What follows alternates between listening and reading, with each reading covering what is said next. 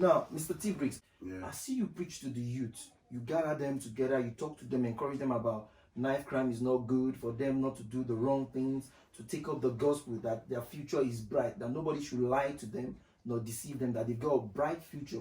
What has your preaching or your conviction got to do or related with the teenagers, the youth on the streets?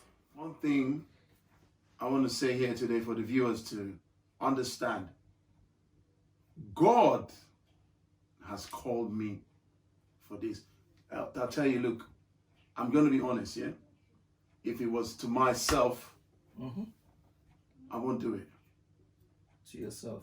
If it was for me, to myself, yeah, I won't do it. Because it's quite challenging. It's quite a lot to put in to go out there to talk to the teenagers.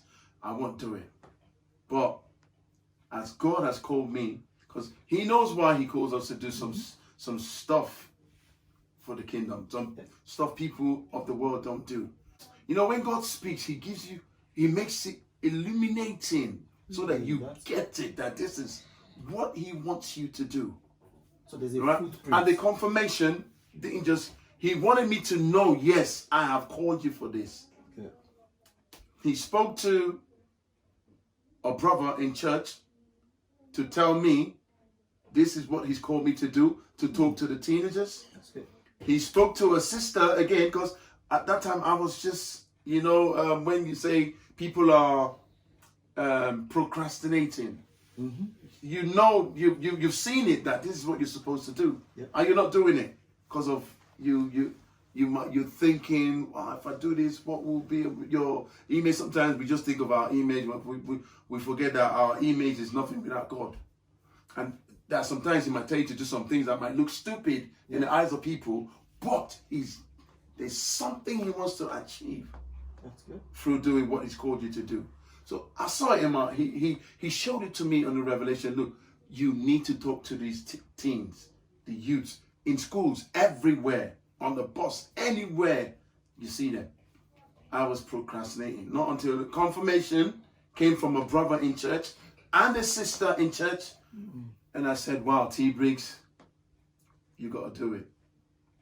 You got to do it. So, and apart from that, there's a scripture in the Bible, in I think Matthew 5:9, he says, blessed are the peacemakers, for they shall be called sons of God. True followers of Jesus Christ, we are peacemakers.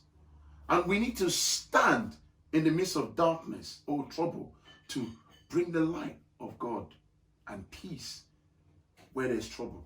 This is who we are.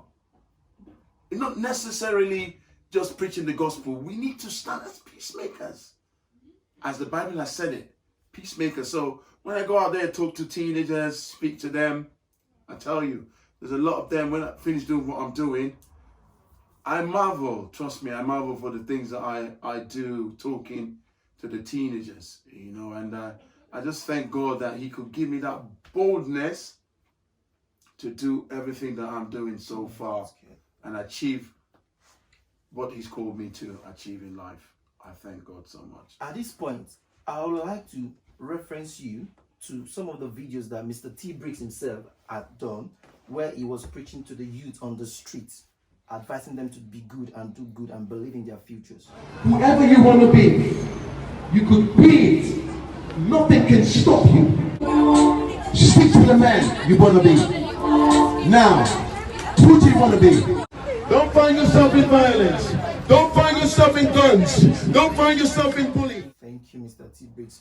Our viewers, you've heard it all from Mr. T Briggs. He said some inspiring words there. He talks about it's hard to go to the team, but he's got boldness. He's come to understand that he is the light just as Jesus is. That they are in dark. He has to take the light to them. Remember, we are the light of the world. And he said, as true believers, we ought to go out there. Don't forget, the youths of today, they are the leaders of tomorrow.